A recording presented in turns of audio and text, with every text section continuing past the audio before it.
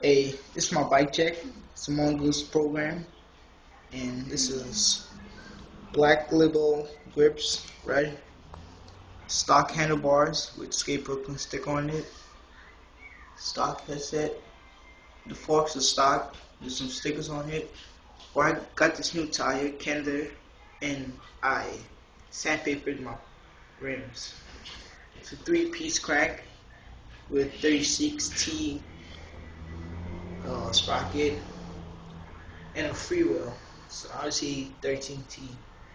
I did the same to the back wheels, but the tires are stock. It's a stock seat, and that's basically it. And I got odyssey pegs back and front. So that's it. That's my bike check. That's my little brother by the side. And I took out all the stickers and the brakes. Yeah. And also stock pedals.